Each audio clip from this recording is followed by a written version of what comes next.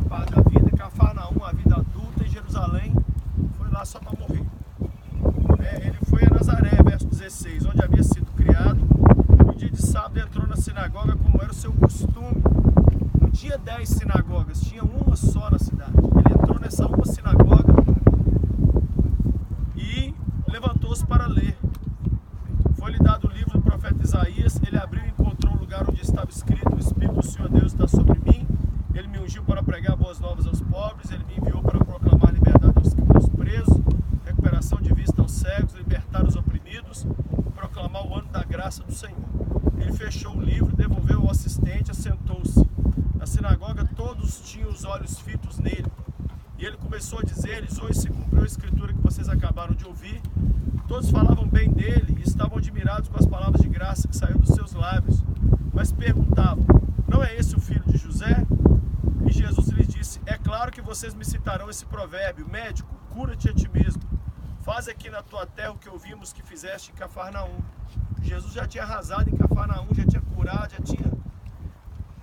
Continuou ele: digo-lhes a verdade, nenhum profeta é aceito em sua terra. Asseguro a vocês que havia muitas viúvas em Israel no tempo que de Elias, quando o céu se fechou por 3 anos e meio e não houve chuva na terra. Contudo, Elias não foi enviado a nenhuma delas, a não ser uma viúva de Sarepta, da região de Sidom. Também havia muitos leprosos em Israel no tempo de Eliseu, o profeta. Todavia nenhum deles foi purificado, senão Naamã, o Sírio. Todos os que estavam na sinagoga ficaram furiosos. E você sabe quem era o pessoal que estava na sinagoga? Os meninos que jogaram bola com Jesus quando ele era pequeno. Eram os primos dele. Eram os irmãos dele de sangue. Jesus tinha vários irmãos. Essa vila, gente, de Nazaré, se ela fosse muito grande no passado, ela tinha umas 3.000 pessoas. Se ela fosse uma mega cidade. Então era uma birosca desse tamanho, que tinha uma sinagoga. Ele pregou na sinagoga onde ele era conhecido por todo mundo, tinha comido no mínimo 100 vezes com Jesus. E quando ele pregou, todo mundo ficou furioso. Sabe o que isso aqui está dizendo? Se prepare. Não é para ser rejeitado por gente de outra religião. Não, é o povo da sua igreja e principalmente o pessoal da sua casa. Se você se diz cristão, você não pode querer algo diferente do que o seu mestre viveu. Eu percebo que a maioria de nós consegue vencer a cocaína, consegue vencer a prostituição, consegue vencer o suicídio, a droga e tal. Mas a gente não consegue superar a decepção com a igreja. A decepção com a igreja é algo assim que eu estou impressionado. No Brasil, para cada um evangélico dentro da igreja, tem um fora da igreja. Calcula-se que o número de evangélicos no Brasil está em torno de 70 milhões. Desses, 30, 35 milhões não estão mais em igreja. Eu encontro com eles todo dia, sabe o que eles me dizem? Inclusive alguns estão aqui. Ai, pastor Luci, você é meu pastor, você e o Cláudio Duarte. Ah, que legal, eu te batizei que dia? Não. Eu te dei ceia, foi qual culto? Não. Mas que dia que eu dei um gabinete pastoral para você e eu mandei você consertar a sua... Não, não teve esse dia não, pastor. Então você vai me perdoar, mas eu não sou suas negras. Não sou seu pastor. A gente precisa de um pastor. A gente precisa de ceia. A gente precisa de igreja. Mas se prepare, porque Deus te manda ficar lá exatamente porque lá você não vai ser só consolado. Você vai ser irritado. As coisas que mais te irritam na sua igreja são aquelas onde você mais precisa mudar. Igreja não é para a gente abandonar. É para a gente permanecer. O texto diz que ele entrou para ler o livro como era o seu costume. Jesus era igrejeiro.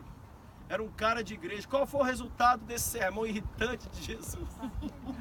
Trouxeram ele para cá para jogar ele aqui e dizer: quem trouxe, gente? Os parentes, os amigos.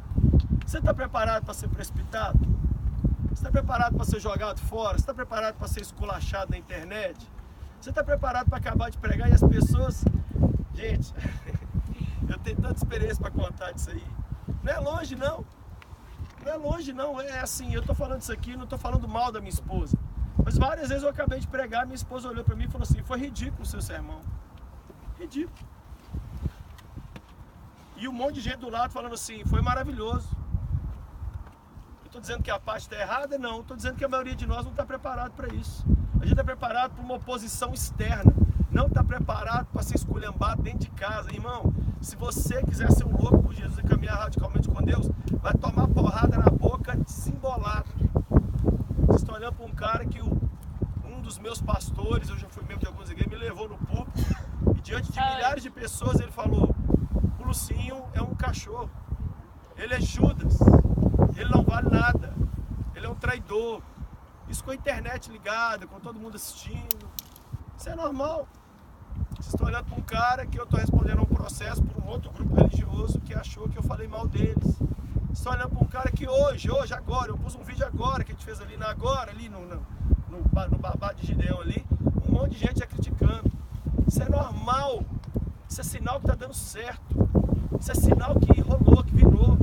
Sua fé só presta quando ela começa a incomodar alguém. Amém. Amém. Mas nós, pastores, sofremos muito com isso aqui, ó. A gente muitas vezes não é valorizado em casa. Quem tem muito valor? O Lucinho lá de longe, o Cláudio Duarte lá de longe, o Sila Malafaia lá de longe, o Ed René lá de longe. Mas o seu pastor, muitas vezes você nunca deu um presente a ele. Mas vai passar um duty free ali e comprar um presente para mim que eu estou profetizando que você vai. E o seu pastor, você não está levando nada pro cara. Sabe por quê? Porque na verdade você tem um sentimento ruim contra ele. Porque você pensa assim, no dia que eu mais precisei ele não me visitou. Mas você sabe as lutas que esse homem vive? Você sabe quantas vezes ele foi trazido aqui ao monte do precipício? Eu vi uma cena outro dia no Instagram que mexeu comigo. Uma mulher com uma faca nas costas, dizendo para o pastor assim, pastor, a minha dor é insuportável. E o pastor segurando as mãos dela e dizendo assim, fica firme, filha, não desanima não. E nas costas do pastor umas 100 facas enfiadas. Quem já viu essa imagem? Me segue no Instagram, gente, vocês estão fazendo o que da vida, cara?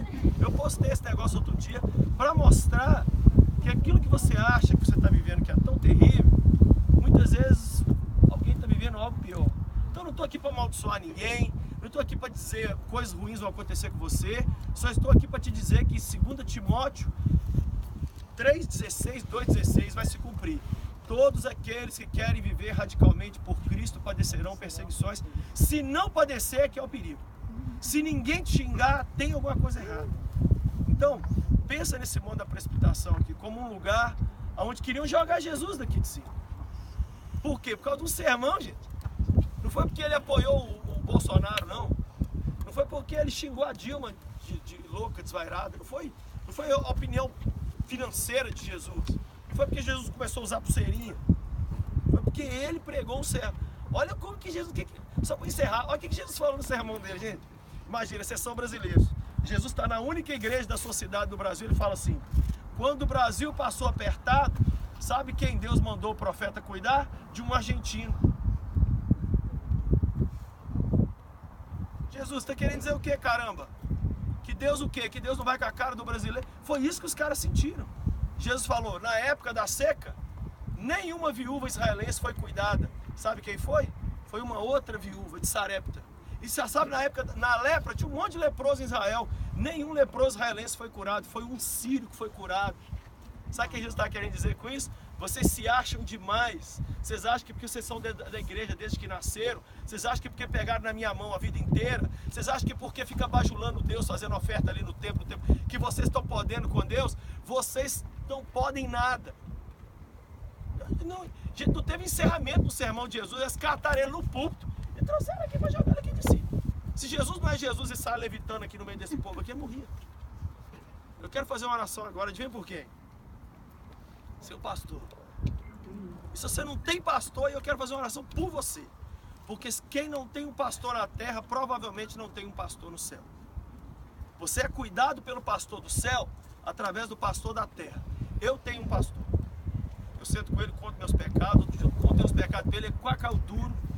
E aí, pastor, dá para continuar vindo aqui na igreja? Meu Jesus, o sim do céu, orou comigo, deu tapa em mim. Vou lá na estância, fico lá no Moriá, vou agora para o Moriá. Vou agora, dia 9 de novembro, vou ficar internado 3 dias. O pessoal expulsando demônio de mim, a pastora Zenete chorando comigo. Me mandou mensagem ontem, preparado para o Moriá? Falei, estou preparado. Eu tenho que ser cuidado. Se eu, Lucinho, tenho que ser cuidado, você não tem que ser cuidado. Quando foi sua última ceia? Quando foi a última vez que você foi no altar? Eu fui no altar esses dias. Estou lá na igreja sentado, o pastor Márcio pregou sobre o filho pródigo. O Espírito Santo falou assim, vai no altar. Eu falei, Jesus, se eu for no altar, o mínimo que eles vão pensar é adultério. Eles vão ficar olhando pensando assim, foi com uma ou foi com várias? O Senhor falou assim comigo, vai. porque o dia que você estiver acima do altar, eu vou te recolher. Aí eu fui para o altar, veio lá uns 4 aceitar Jesus, eu fiz questão de pôr as 2 mãos, porque o pastor vai e encosta, né? Tipo, estou aqui com esse desgraçado que está aceitando o Senhor. Não, eu fiz questão que todo mundo... Eu pus as 2 mãos para trás, e o pastor falou, quem está reconciliando, quem está negociando? Eu falei, eu estou. E aí um irmão, graças a Deus, tirou uma foto desse momento.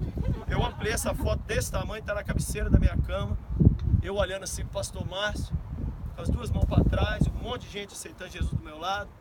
E como eu tenho orgulho e alegria daquela foto, de saber que eu ainda sou uma pessoa pastoreável. Eu ainda sou um cara que eu não me afasto da igreja por causa de uma tristeza, porque um filho de pastor me entristeceu, porque um amigo que dizia ser meu amigo parou de ir no meu culto. Eu não estou nem rasgando para nada. Eu sou menino de igreja, criado em igreja, vou morrer em igreja. Igreja é a noiva de Jesus. Já imaginou eu virar para você e falar assim, eu te amo, mas eu odeio sua noiva? Ou então falar assim, eu amo sua cabeça, mas eu odeio seu corpo? A igreja é o corpo de Cristo.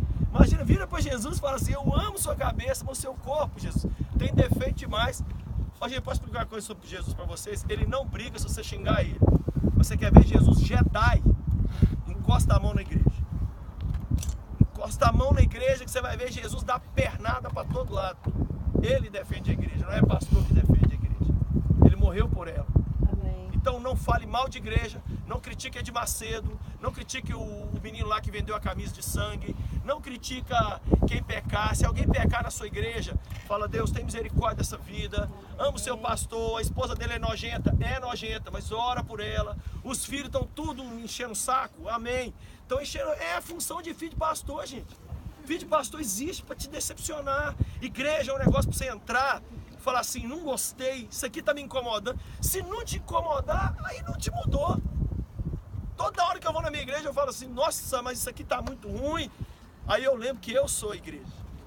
Um dia eu falei com a pessoa, vem para a igreja, falou, não, tem muito hipócrita. Eu falei, não, mas sempre cabe mais um, pastor. Essas pessoas que se acham acima da igreja e viram youtubers. Quero orar então. Qual que é o nome do seu pastor? Fala aí. Hernandes. Pai, nós abençoamos a vida desses homens e mulheres. Deus, várias vezes eles foram trazidos aqui em cima para ser precipitados. Mas a gente nem ficou sabendo. Quantas vezes eles pensaram em desistir? Quantas vezes eles disseram assim, deu, já deu, eu não preciso disso. Deus, quantas vezes eu chorei. Ninguém viu. Nem minha mulher viu. E eu falei, Senhor, eu quero morrer. Que porcaria de dia é esse que eu fui escolher ser pastor? Mas o Senhor me acalmou. E aí, ao invés de ser jogado lá embaixo, o Senhor me tomou pela mão, me acalmou. Eu estou aqui, continuo. Ajuda, Deus, cada homem e mulher desse, dos nossos pastores e líderes. Tem misericórdia do pastor Márcio Valadão, da Renata. Eu te peço, Deus, pela vida do André, da Ana, da Mariana, da família que o Senhor colocou sobre a minha vida, minha mulher e meus filhos. Eu abençoo a vida do meu amado pastor. Já teve 2 ataques cardíacos, mesmo sendo tão manso, quase morreu já. Só o Senhor sabe tudo que aquele homem passa. Eu abençoo a vida dele, o coração dele. Eu abençoo o coração e a vida e o casamento de todos os pastores aqui representados. Eu te peço, Jesus, que nós como ovelhas possamos voltar mais carinhosos, mais prestativos, mais amigos, para levar que seja um beijo para ele, dizer, pastor, eu lembrei do Senhor, lá na Terra Santa. Nós abençoamos esses homens e te pedimos, Pai, que na nossa vida nunca se cumpra a palavra de que o profeta não tem honra na sua casa. Que possamos honrar nossos profetas. Em nome de Jesus. Tira a foto rapidinho.